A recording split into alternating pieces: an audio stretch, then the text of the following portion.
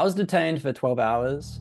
I was interrogated twice during that time, and I spent the other 8 hours when not being interrogated in the detention holding cell at the basement of LAX, a cold windowless room with a series of cots and some blankets to try to keep yourself warm.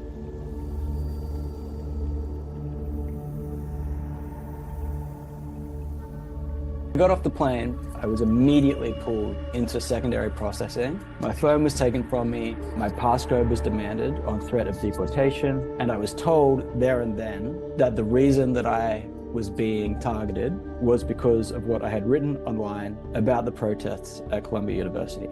As soon as they sat down, they said, "We both know why you're here. It's because of what you wrote online about the protests." And then what followed were questions about the protests, about what students I had interacted with, where I was getting my information, what WhatsApp groups I was a part of, what I thought about it all, referring to the Israel-Palestinian conflict or genocide, however you might put it. What I told them was what I believe about the situation, which is that it can and must be brought to an end by the dominant power, which is to say Israel.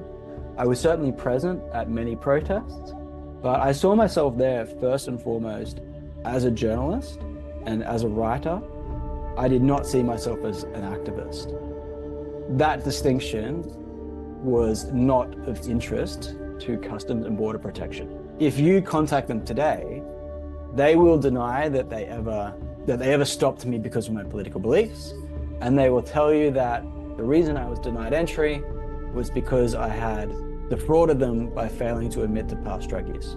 It's quite clear to me that this is a pretext where political speech is the true reason, but whether or not someone has smoked weed in the past is the pretextual reason for denial of entry. The First Amendment protections of journalists and non-citizens are not nearly as firm as we like to believe. We have already seen, and we will see, a lot more of these attempts by the state to silence people.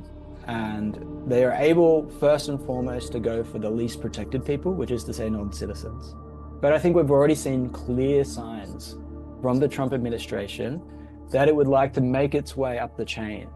I believe we're in a period of great democratic backslide, and the assaults on journalists, the assaults on writers are part of that democratic instability.